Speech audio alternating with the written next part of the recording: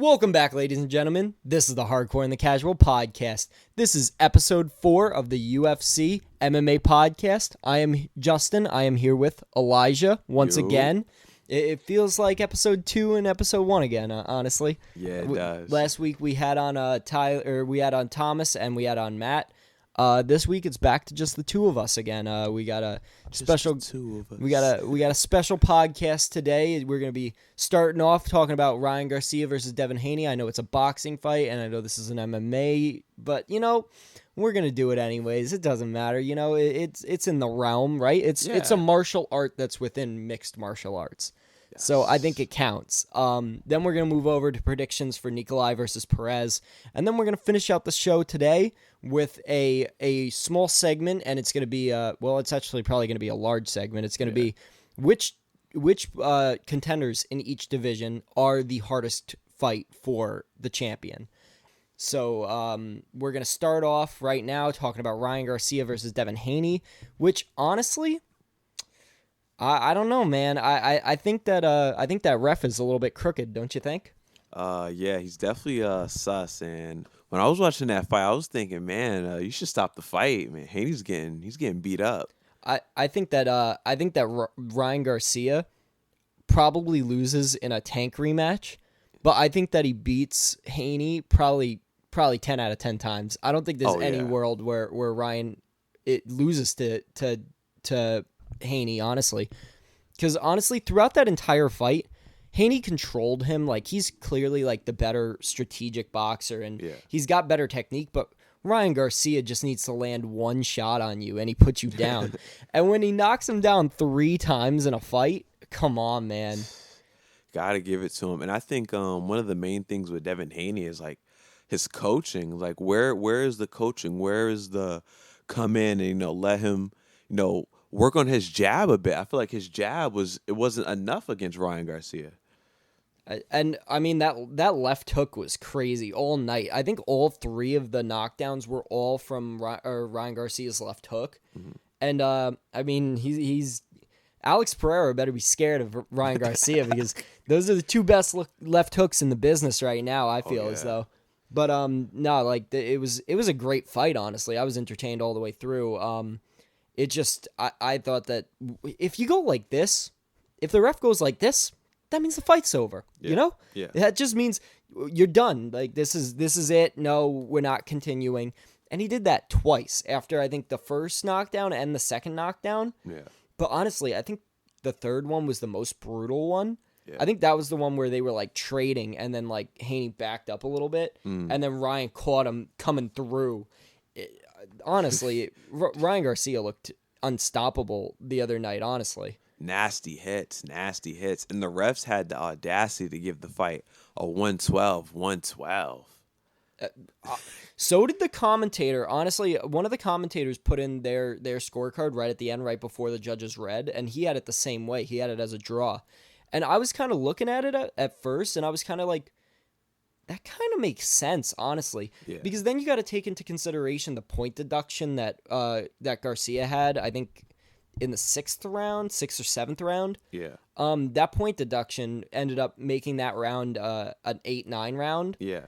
I think that a draw isn't out of the realm of possibility, but it did seem weird to call that fight a draw. It didn't really seem like a draw by the end of it, but I'm number one guy when it comes to you score the fight round by round. It's not one fight. This isn't Pride rules. It's not like the olden days when they just did, you just fight for however long and then we're just going to score it at the very end. Yeah. It's not like that anymore. You go round by round and you score it round by round. So no matter how you think at the end of the fight who won, it really does come down to each round is its own fight. Yeah. You got to score each round as its own fight, and then whoever won the most rounds, that's your winner. Yeah. So, I mean, if you look at it that way, a draw could be reasonable, but honestly... Could you even go round after all the knockdowns and embarrassing moments? And honestly, that's another point, too, to make, because the knockdowns matter probably more than just winning a round, especially in boxing. In MMA, it might be a little bit different, but when it comes to boxing, knockdowns are what matter the most. I mean, Yeah. that can win you a fight just with a couple knockdowns, even if the other person won all the other rounds. Yeah. But yeah, no, I very much enjoyed the fight. I very much think that Ryan Garcia is probably one of the best boxers in the world right now. I'm probably going to catch some flack for that because, I mean, he missed weight. And that's another thing. He did miss weight. There was the whole thing where, fighters get drained and then they have to rehydrate and all that stuff. That might have taken play into the fight too, Honestly, him weighing in 3 pounds over actually saved Devin Haney's career, because had he would have came in at 140 and weighed in 140 night of, he would have took all the belts from Devin Haney and would have become the undisputed champion. He would have, but the belts were not on the line due to the weight miss. They said something about the belts being vacated if Ryan Garcia won. I don't know what happened with the belts. Is Haney still champ? Did he vacate? Haney is still champ. It's weird how it works. Once you miss the weight cut, you can't fight for the belts, but he's still a mandatory champion, and he still will be able to challenge for the other 4 belts or 3. And boxing is so dumb with their stupid belts. Honestly, the whole system is weird because they have so many belts in so many weight classes that it's kind of hard to track and like try and figure out who has what belt is from this company, what belt is. It's just so confusing. This is why I like the streamlined version of what MMA is. It's just boxing, but more streamlined. It's the companies make more sense. There's not much crossover between anything. That's why I like MMA so much more than boxing, and I don't want to rail on boxing for too long because I enjoyed watching that, but I can't watch boxing every week, man. It's just so confusing. The entire time I was just screaming at the TV, ref, like, do you know what you're doing, bro? Like what? It's so confusing watching that ref just get involved every 10 seconds. Like, just let them fight. Yeah.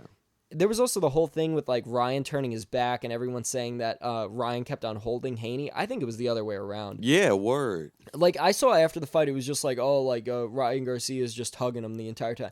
Like, he was turning his back to Haney, and then Haney was kind of, like, grabbing him from behind. Like, dude, Ryan Garcia was using a strategy to turn his back, and, I mean, the ref kept telling him not to do that. I don't know if it's a rule in boxing whether you're allowed to do that or not, but he didn't make any fuss about it, really. He just said stop doing it and never really said anything else about it. Yeah. But the whole, like, turning your back thing, that's fine. I don't really see a problem with that. But every time that Haney got rocked, he just hugged Garcia the entire time, just held on to him and just went, oh, no, I'm not letting go. Like, the ref tried to get in between. Nope, not letting go. Just hugged him the entire time. And it just gave him more time to recover. And you don't get that in MMA at all. Like, it's just such a weird system in boxing, honestly. And then there was the whole thing with the ref, like, giving Haney a timeout after he gets knocked down. Dude, what are you doing? you gave him 10 seconds, and now you're going to give him another, like, 20 seconds? What's going on here? No timeouts. You get knocked down. You got 10 seconds to get back up and then get back to the fight. Even Ryan, during the fight, told Devin Haney's father, Bill Haney, aren't you going to stop this fight? I mean, like, look at your son. Like, what are you putting him through? Exactly. And the whole having the referee get involved so often kind of brought me out of the fight a little bit because it just seemed so much like they just wanted Haney to win. Yeah. And I know this is probably just going to sound like, he just wanted Ryan. Like, I just wanted Ryan to win, and I'm just going to make all the excuses in the world. But honestly, watch the fight again. It kind of just seemed like the ref wanted Haney the entire time. Yeah. He gave him so many opportunities. And honestly, I think... So Haney went for a takedown at some point. Yeah. At some point in the fight, Haney definitely shot a double leg onto Ryan Garcia, and Ryan Garcia had to, like, stop him, and I think that was the point where he brought him back up and then, like, punched him afterwards because he kept on holding him. Yeah. They both should have gotten a point deduction for that. Ryan Garcia did not, like, he deserved a point deduction for hitting him after the ref told them to break, but at the same time, you can't just shoot a double leg on someone in boxing. Like, you got to get a point deduction for that, too. If you're going to deduct a point for a little jab to the head after the ref breaks you, you should also take a point for hitting a straight up takedown on someone in boxing.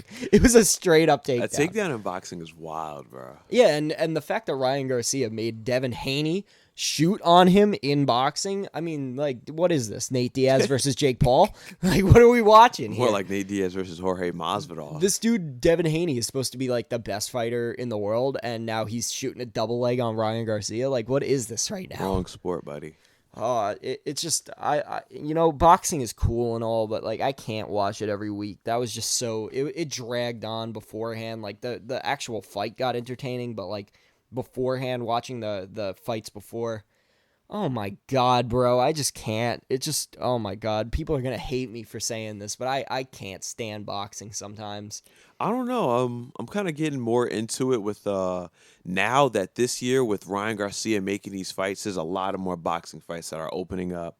A lot of good opponents, and shout out to the Saudis because they're making a lot of good fights happen, and they're making boxing great again. And thanks to them. Usyk versus Fury was finally confirmed. That's happening soon. Canelo has a fight, I think, the week before on not Cinco de Mayo. I think it is. I think it's next. Is it next week? I think Canelo's fight might be next week, and then Tyson Fury's fight is like the week after. We got Mike Tyson. Tyson, Jake Paul. That's another. Boxing is heating up, but maybe it is heating up a little bit. And we Gervonta Davis and Terrence Crawford have some fights. Gervonta Davis, he's trying to collect another belt down at the 135 division, then move up. And Terrence Crawford moving up another division, trying to become a 3-division undisputed champ. That's very big for boxing. Yeah, and I'll start getting into it more, and I'll start watching it more. But if the undercards are going to be that boring, then I can't just watch the undercards. I can't get that into boxing. I'm going to be a casual of boxing because I'm only going to watch the main events for everything. But no, yeah, the main event was entertaining. It's just everything else just sucks. I don't know. It's all gloomy and dark. I don't like that they play music between the rounds. I find that kind of weird. And if you are a boxer, I feel like that would kind of just like take you out of it. Like you're trying to listen to your corner, and you got Fetty Wap in the background just blaring. Like, what is going on right now? Just let me focus on what my coach is trying to tell me. Word. And that's exactly what Devin Haney needed. Yeah, it was. He needed to listen, and I don't think he was listening the entire time. I think he just was like, "Oh God, I'm getting knocked down in every round now. I'm losing this fight. I don't know what to do now." But yeah, no. Do you have any final thoughts on that before we change gears back to MMA? Oh, I'm ready to get back into the MMA. Thank God, we've been talking about this for 15 minutes now. I'm so done talking about boxing. So, Matthew Nicolau versus Alex Perez is this weekend. Talking about boring cards. Yeah, Ryan Spann is the co-main event, and then I don't think I'd be able to name you another guy. I know that Rebecki, he got his fight canceled and moved back a couple of weeks, so that was I like him. He's a Polish guy, so shout out Poland. But I don't know. It's just this card doesn't look that great, so we're just gonna cover the main event. We're not going to really worry about anything else. I'm pretty sure Ryan Spann's going to win the co-main event. I hope, but like, we're just gonna. I got Matthew Nicolau. I got Perez. You got Perez. Okay, let's move on. No, but these are two guys that are coming off of a couple of losses. I think Alex Perez just lost his last fight to Mokaev. I think that's how you pronounce his name. Mokaev should have gotten the title fight in Brazil, but it got placed on Usyk's shoulders. But Mokaev probably deserved it more. Yeah. I don't know. Alex Perez coming off a couple losses. I think Nicolau lost his last fight to, I think, Brandon Royval. I think he got knocked out by Brandon Royval. I think that was Matthew Nicolau that got knocked out by Brandon Royval. I think it was on April 15th, my birthday, by the way. I think that was last year, 2022, the Max Holloway versus Arnold Allen card. Yeah. And it was on the prelim too. And then Brandon Royval got the knockout over him, and then got a title fight from being on the prelims to being in a co-main event spot on the Leon Edwards Colby Covington card. Oh wow. So I mean, I don't know what they're doing with the flyweight division. I think that they've been showcasing it a lot more recently. Yeah. Like, it's been the main event of a couple of fight nights now.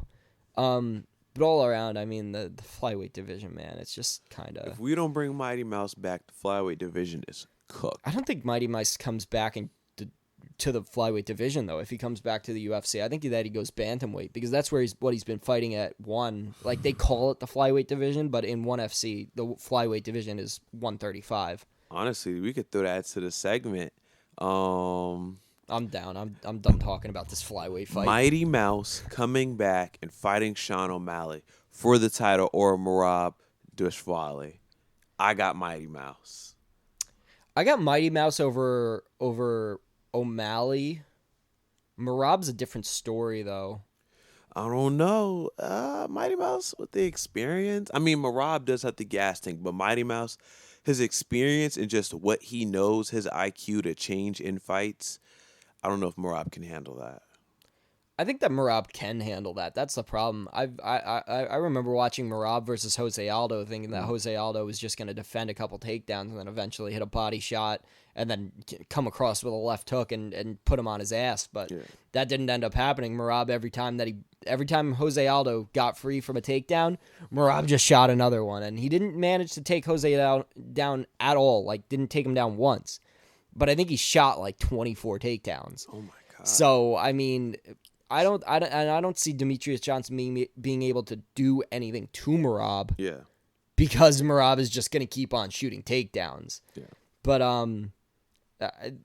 don't know. We'll see. I don't even know if Demetrius Johnson ever really comes back to the UFC. Honestly, that could be just a fever dream, honestly, at this point. I mean, if they didn't do it for cool. 300, it's not. It would be really cool to see him back, but I mean, I think ONE FC probably wants to strap him down for the rest of his career, because he's probably their biggest star right now.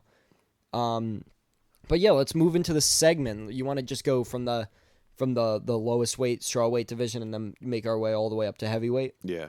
So strawweight division, Weili is the current champion. We just saw her beat Yao Shannan. I think this one is pretty easy for me. I think the biggest threat to Weili is probably Tatiana Suarez. Yeah, I think that you could take that same thing and just apply it to the next division up too. Yeah. Because I think Alexa Grasso's biggest threat is also Tatiana Suarez. Double champion coming, female. I can see it. Tatiana Suarez is like the Amanda Nunes of the lighter of the women's weight classes. Yeah. And I mean, the strawweight division is kind of thinning out now. Rose left the division. Carla Esparza has been out for a while, ever since losing to Weili. Joanna Jędrzejczyk is retired now. So the strawweight division is kind of thinning out now. Yeah. The only person that is even close to that division that I can see is Tatiana Suarez. Yeah. And I think that she does have a really good shot at beating Weili, honestly. Oh, yeah. Have you seen anything of Tatiana? She's undefeated right now. She just came back like a couple of months ago and got a win. I think she's an all-around good fighter. I think she has the tools necessary to defeat Weili. And who's the one up above? Alexa Grasso. Alexa Grasso, yeah, definitely. Alexa Grasso, she's barely been winning these last couple of fights. So Zhang Weili, she's doing good. She's not doing the best. She's not on her A game.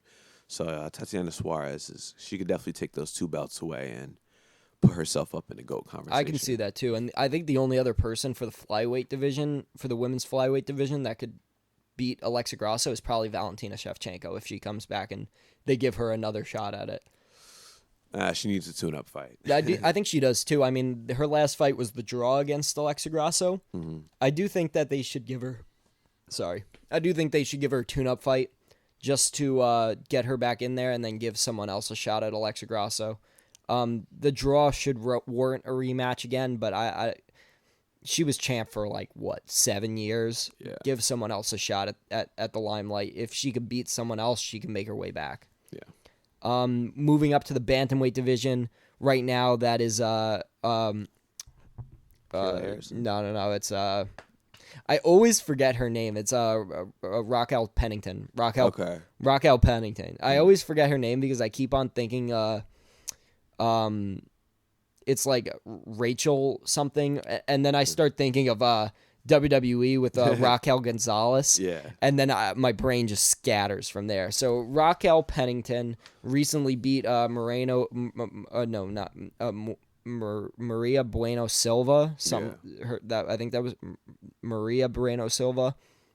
Yeah, it was an okay performance by her, but come on, it's Kayla Harrison, bro. Kayla Harrison is the biggest threat to that title. Yeah. And if not Kayla, then it's Amanda Nunes. Once Kayla wins the title, then Amanda Nunes comes back. Amanda, do you really need to come back? I would like to see it, but I want to see Kayla versus Amanda. I don't want to see Amanda fight anyone else other than Kayla Harrison. That's really the one fight in the division that I actually care about. Yeah. She's already beaten Raquel. She's already beaten everyone else, honestly. It's really just Kayla Harrison now.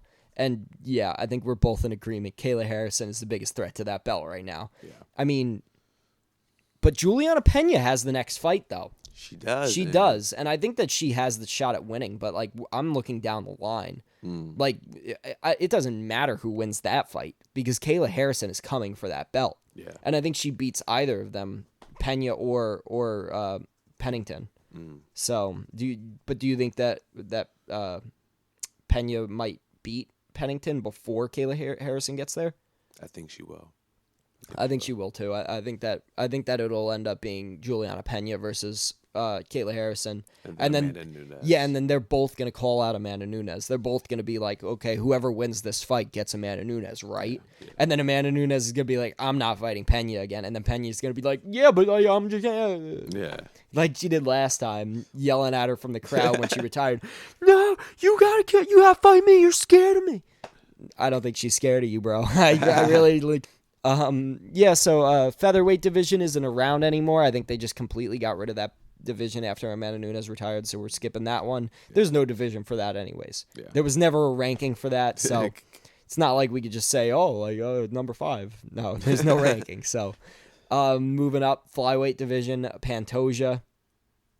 I think the biggest threat is the guy he's fighting in 2 weeks, Irsig. Other than that, maybe Makayev, but can you think of anyone else even in that division? If Roy Val couldn't get it done, then I guess I just got to go with Irsig. Yeah, I don't think Moreno's had 3 shots at it, couldn't get it done. Roy Val had 2 shots at it, couldn't get it done. Kai Kara France is never going to get his shot. Amir Albazi doesn't seem to want to fight anymore.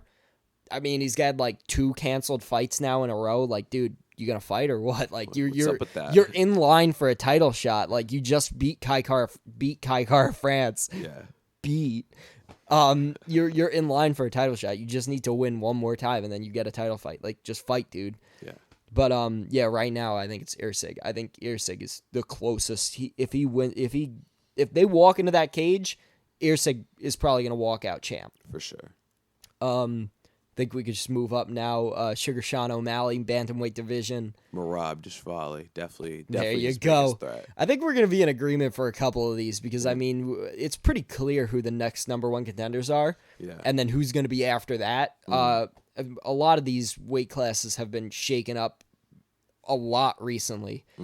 Like within the past year, we've went from like Izzy, Volk, Usman, and now it's like it's Taporia and Leon Edwards Pereira and DDP Pereira. It's like 2 years ago, none of these guys were even on the roster. Yeah. And now they're all champions.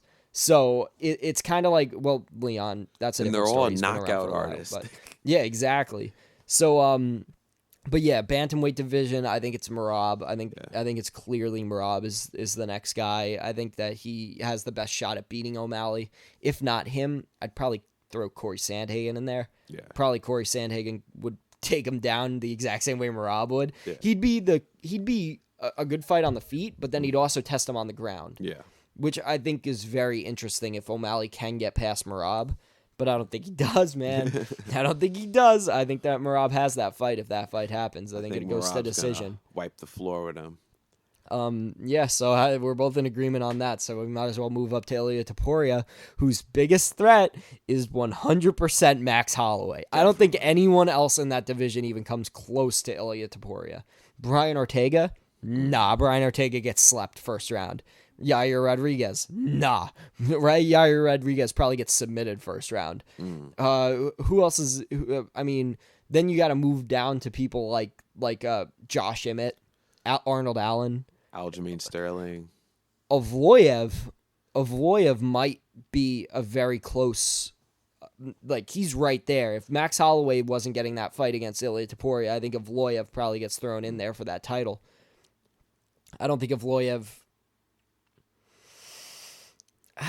has a shot at winning that fight, but I don't think it's as much of a shot as Max Holloway. I think Max Holloway can get it done pretty easily. Honestly, if we're going off wrestling, I think I'm not like on the feet. Obviously, Aljo's struggling, but if Aljo could develop a better jab and if he could like take Topuria down, I don't see Topuria getting up. No. I don't see Topuria getting up. I don't think like we said on the last week's podcast, dude. I don't think Aljamain Sterling's anywhere close to getting a title fight. I think he's got to beat at least 2 more people to get a title fight. One beneath him and then one above him. Okay, that's fair. Because I think that they have their next number 1 contender, Max Holloway. I think that they line up a Volkanovski rematch if Ilya somehow gets through Max Holloway. You probably do Volk versus Ilya too. So that already leaves an entire year before Aljamain Sterling even gets close to touching that belt. Do I think that he can make it there? Yes. Do I think that Dana White is going to try and push it off as long as possible like that he does with Bilal Muhammad? Absolutely. I think that if he beats a guy like Yair, he should get a title shot. Or if he beats Brian Ortega, he should definitely get a title shot. That one would be the fight where that'd be the most interesting fight in the division right now, honestly. Yair or Brian Ortega versus Aljamain Sterling, because that would be very interesting to see what Aljamain Sterling's thought process would be coming into that fight. Would he want to take him down? Would he want to try and stand for a little bit? Because if you take Brian Ortega down, you never know, man. That man's slippery. We seen what he did to Volkanovski on the ground. He almost submitted him. I think that he would be if that same submission was on Sterling. I think Sterling goes to bed. Yeah, I don't know. Sterling better wrestling than Volk. I think he definitely would backpack Yair. I mean, not Yair. Brian Ortega. He probably would. Yeah, and then he probably would backpack him. Get like a rear naked choke or something like that. I could see that happening. It's just that Brian Ortega is so good at jiu-jitsu. I don't think that he gets the opportunity to actually submit him. Does he grind him out to a decision? Maybe. Does he submit him? I think Brian Ortega is good enough to not let him be submitted. If Calvin Kattar doesn't get submitted, I don't think Brian Ortega does. If it's a 3-round fight, I could see Aljo winning it off just like 3 rounds. 5 rounds, I got Ortega. Yeah. So yeah, I think we talked about that enough. I think Ilia Topuria's biggest threat is Max Holloway. Yeah. Moving up, Islam Makhachev. Man, that's a harder one because honestly, I don't see anyone coming close. I'm just gonna say, because they're fighting, I'm just gonna have to say Dustin, and that's only because Dustin, championship experience. I mean, he's on the older side, but he has championship experience. We know his hands are a lot more certified than Islam. If Islam's cardio is not up to top tier par, I could see where Dustin kind of gets his jab going on, pulls up the shorts, and throws a couple hits at Islam, and Islam drops. But if he pulls guillotine, I don't know. I might go crazy. Yeah, no, he's gonna pull guillotine, dude. The memes, I love the memes of Dustin pulling guillotine. But no, I don't see Dustin winning that fight. I think Islam probably does Dustin, probably similar to how Khabib did Dustin. I think the closest fight would probably be Arman. Yeah. I think Arman would probably be my pick for the guy that might be able to beat him. If not, then I don't see anyone coming close anytime soon. Shit, just put Bobby Green in there. Dude, we already seen that. Islam got a title fight off of beating Bobby Green. That was the last fight that he had before getting the title fight against Oliveira, was beating Bobby Rematch? Green. No. After Bobby Green beats Jim Miller? Absolutely not. I'm not with it. I am what not if Bobby with it. Green stripped the title from Islam? Give me Money Moicano versus Islam. Stop. That's the fight. Nah, dude. Money Moicano is scared of half of the lightweight division. Did you see like the him saying he was just like, "Oh no, I don't want Max. He'd cream me. I don't want this guy. He'd beat me. I don't want this guy. He'd beat me. I want this fight because I could beat this guy." He's like the most honest guy, and I love Money Moicano for it. Like, be different, be unique. Tell people that you don't want to fight Max Holloway because you think he beat him. Like, who does that? Who says that? Who says, yeah, the guy in the division that's right above me in the rankings, he'd beat the hell out of me. I don't even want that fight. Yeah. Who does that? No one. Honest guys. Money Moicano does. But yeah, no, Arman Shesterkian probably Islam Makhachev's biggest threat. You think Dustin? I'm gonna go Dustin. You're gonna go with Dustin? All right. Moving up, Leon Edwards. Biggest threat to Leon Edwards? Conor McGregor. Well, Conor McGregor having a fight at 170 fighting Chandler, definitely Conor McGregor. Conor McGregor, that fight would be so good because Leon Edwards is a counter fighter, and with Conor McGregor just gonna come in with his offense, he definitely might catch Leon Edwards slipping. I think he takes that belt right off him, and Conor McGregor. What? Is it April 1st or something? Dude, it's the 25th. You're missing the day by 25 days. Conor McGregor, bro. It's not the 1st of April anymore. You don't have to make jokes like this. Dude, the biggest threat to the biggest threat to Leon Edwards is Islam Makhachev. And if it's not Islam, then it's literally anyone else other than Conor McGregor. If Usman couldn't do it, Islam can't do it. No, it's definitely not Bilal Muhammad. Bilal Muhammad's probably never even going to get the title fight. If Bilal Muhammad gets the title fight, I will not be buying that pay-per-view. There's always people like Ian Gary, Jack Della Maddalena, who could give him a test on the feet, but I do think Leon Edwards is better on the feet than both of them. Dude, Conor McGregor's not getting a title fight at the welterweight division. If he beats Chandler, he does. He's not beating Chandler. He's beating Chandler. 2, even if he does beat Chandler and gets a title fight off of it, the outrage that will form from Conor McGregor getting a title fight would be outrageous. I really do think that. I think that no matter how many fans Conor McGregor has, there'd be straight up outrage if he gets a title fight over anyone else. Not from this guy.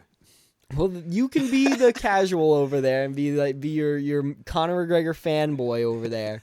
But I swear to God, dude, he's not getting a title fight no matter who he beat. He could beat Usman and he wouldn't get a title fight. Maybe he would if he beat Usman. But he's not going to be getting a title fight for beating Michael Chandler. Oh, he definitely is. Maybe he calls out Max Holloway for the BMF title after, but dude, that's the only title that he's getting is the BMF title. He's never fighting for another title. I really don't see it. If Max wins the belt and if Max wins the title against Ilia Topuria, he then unifies the title. Kind of like how WWE has it. He unifies that one title. So now he's the UFC undisputed BMF featherweight champion of the world. No, I think he holds both of them individually and can defend either of them whenever he wants. He has to unify them. No, he does not have to unify Acknowledge him. Okay, he's not Roman Reigns. Max Holloway is not Roman Reigns. And Ilia Topuria is not Roman Reigns. But no, come on, dude. It's not Conor. It's Islam. Islam's the biggest threat to Leon. If Islam ever gets that shot against Leon, I think that he probably beats him. I think Leon might be a little too big for him. Because Islam's 5'10", 190 walk around. And Leon's about 6'2", 205, 220 walk around. So that would be a great fight though, on the feet and on the ground. Whatever you say, dude. I'm still in shock that you said Conor McGregor. Dude, Conor McGregor, bro. Come on. Oh my God. The GOAT? No, if anything, Conor McGregor tries to cut down to 155 to fight either Dustin or Islam. If one of those two is obviously going to win. They're fighting each other, and I think Conor would want that fight either way. If he could cut down to 155 anymore, he's definitely going to want now, but he's definitely going to want that if Dustin wins. Yes, 100%. If Dustin wins, that's the fight Conor calls for. I'll cut down to 155 one more time just to get that belt from Dustin if he beats Chandler. If Conor beats Chandler. Do you see it taken from Dustin if he beats Chandler? No, I don't. I see Dustin winning again. What if he knocks out Chandler in the first round? Like first round, boom, boom, Chandler's done. I still don't see it. All right. I still see Dustin winning. All right. Especially with Conor McGregor trying to suck his body back down to 155. You got to take that. No, it's not. Conor McGregor is a big boy now, and he's going to have to suck his body back down to 155. He's off the roids, man. He's off the roids. That we know of. I haven't seen any reports about any testing pool. I don't even know if USADA dipped at the beginning of the year. I don't even know if they test their dudes anymore.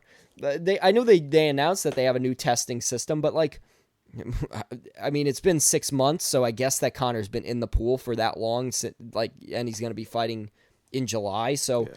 I guess that the math kind of works, but like, where's the evidence? I want to see some straight up evidence that Conor is no longer on the juice. That's what I need right now. But okay, let's just go up to DDP at 185. Who's his biggest threat? Izzy or Chimaev? I think Chimaev. I think Chimaev is his biggest threat. It doesn't seem that Izzy wants to come back.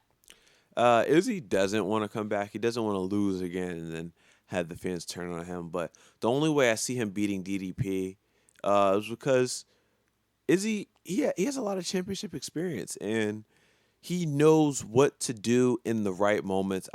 From these last couple of fights, he's learned more. He's definitely matured more, especially after losing the belt to Pereira. So he might win that fight. He might lose, but Chimaev's a definite win. He definitely beats DDP. I think that Chimaev does definitely beat DDP. I think that Strickland probably beats DDP in a rematch. I know that I've talked a lot of shit about the whole Strickland DDP thing. I definitely think DDP won the first fight. You don't. We've already covered this. No. Don't need to go over old things right now. Strickland won that fight. Okay, we don't need to go over old things right now. But I do think that Strickland probably does win that fight if they go again. Mm-hmm. But I don't think that he does get that title fight before Chimaev. I think Chimaev probably, if he beats Robert Whittaker, he probably gets the next title fight, even if whatever Izzy's doing. It all depends on what Izzy's doing. I think Izzy walks in and gets another title fight. But Chimaev definitely gets a title fight if he beats Whittaker. Yeah.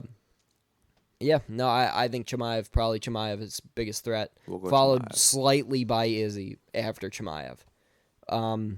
Moving up, Alex Pereira, light heavyweight division.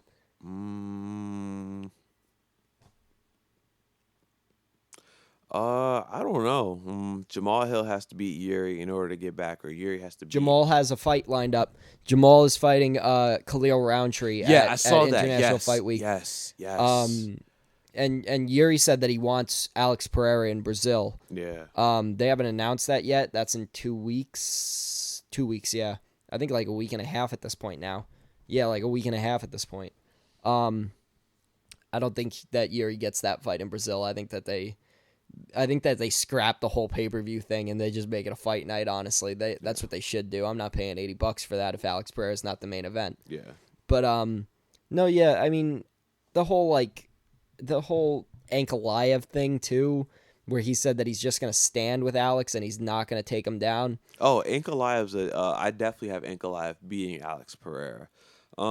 Stand up, yeah, it's just that when them leg kicks come in, go for a takedown. Just shoot the takedown, take the belt off of him, and pause, and just make it happen. Yeah, I mean, Ankalaev's probably got the best shot. Other than that, I mean, then you got to go down to, like, I don't even know, honestly, because the rest of the division is kind of thinned out at this point. I mean, you've got guys like Khalil Roundtree who could have a shot because he is a very good kickboxer, but, I mean, he has to get through Jamal Hill first, so there's definitely going to be another fight between them for Alex Pereira.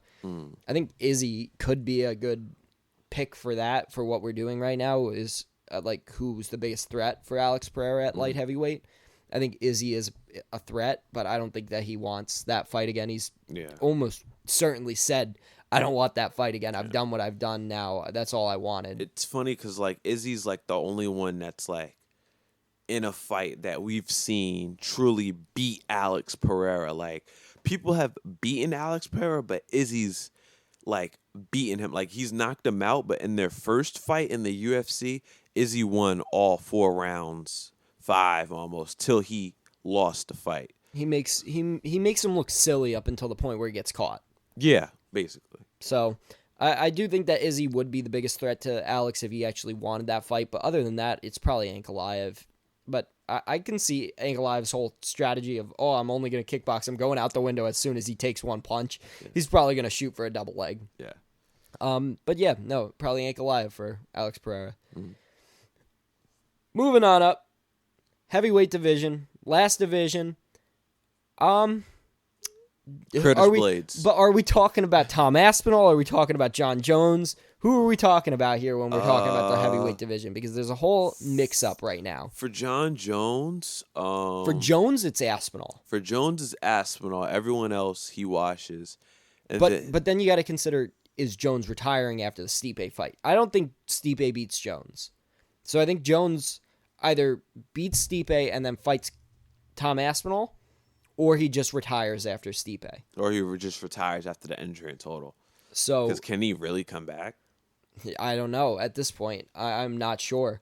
But yeah, so John Jones, I definitely say biggest threat is Tom Aspinall. Now, who's the biggest threat for Tom Aspinall?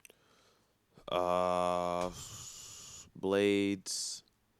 Blades does have a win over Tom Aspinall. It was due to injury, but he does have a win over Tom Aspinall, which could set him up for a title fight. And maybe Pereira, because Pereira wants to move up to heavyweight. I don't think it does happen. Dana White said he didn't like the idea, so I don't think it's going to happen. Pereira at 240, 250, 6'4", 6'5", straight up wins Tom Aspinall. Wins him out, knocks him out. And if not, Tom Aspinall, same way he did to Sergey Pavlovich, knocks him out. A rematch with Sergey Pavlovich would be interesting for Tom Aspinall, because I think that fight goes differently literally every single time it happens. You know how I said earlier, like 10 out of 10 times, whoever I said beats whoever I said? Yeah. I think that this, like Tom Aspinall versus Sergey Pavlovich, I think you get a different fight literally every single time. Yeah. And I think that they can both knock each other out in the first round at just different times, different throwing, different punches. It would literally be different every single time. Yeah. So they could run that fight back 10, 15 times and get massively different fights every time. So I think that Sergey Pavlovich is definitely on that ranking for guys that could beat Tom Aspinall, because you can't just say, oh, Tom Aspinall already beat Sergey Pavlovich, so that makes it like, oh, like, he's not a threat to Tom. I think Sergey Pavlovich is straight up a threat to everyone he fights. Yeah. He's got a fight against Volkov coming up.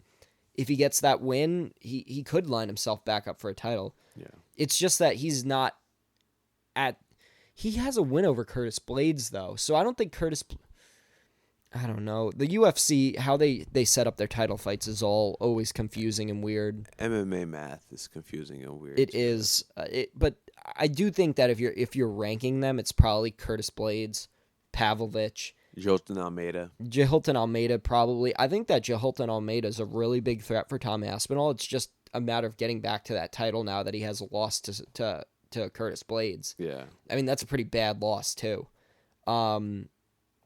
Yeah, I don't know. I think that Curtis Blades is probably the biggest threat to Tom Aspinall, but I do think that Tom Aspinall beats Curtis Blades.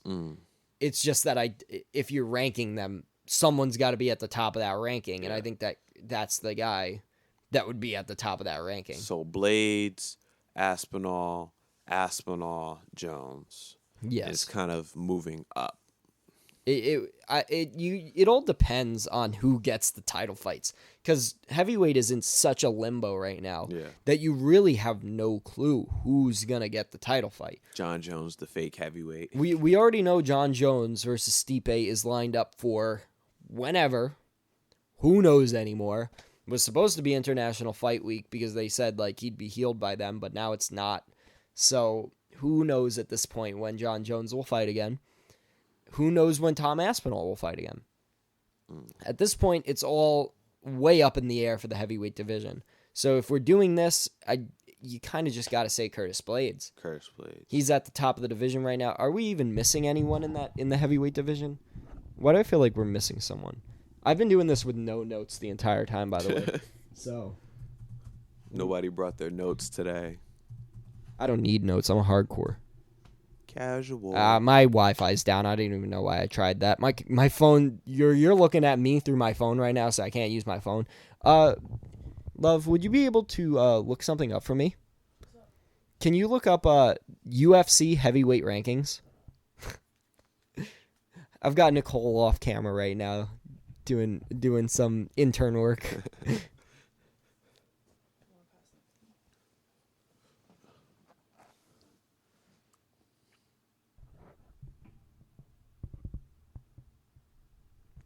Okay, so the rankings go. Oh, we forgot about Cyril Gane, but I don't think Cyril Gane comes close to Tom Aspinall because I think they match each other on the feet pretty well. But I do think that Tom Aspinall just takes Cyril Gane down the same way John Jones did. So I really don't think that's one of those fights where you really got to worry about it. He's probably lower than Sergey Pavlovich and Curtis Blades. Yeah. Then you just get to guys Pavlovich. You get Stipe, Curtis Blades, Volkov, Almeida, Tabora. Now we're low down on the list. None of these guys are gonna make it. All right. Yeah. So we forgot about Cyril Gane, but I mean at this point, who doesn't forget about Cyril Gane? He hasn't fought since beating Sergey Pavlovich not Sergey Pavlovich, Sergey Spivak in France. He got called out by Tom Aspinall. Said he didn't want the fight. That's what happened. You get put on the shelf when you don't want to fight. That's what Dana White does. Yeah, no. You got any other thoughts about it? Because I think we have our pick. I think it's Curtis Blades. I'm gonna go with Curtis Blades. All right. So you have any final thoughts before we start signing out? Because we've run down the entire UFC, every division. We've run it all down. We've given our prediction for Nicolau versus Perez. We've given our review on Haney versus Garcia. We're basically at the point, we're 15 minutes in, probably going to cut a little bit of it from the beginning, so it's probably going to be like 45 minutes.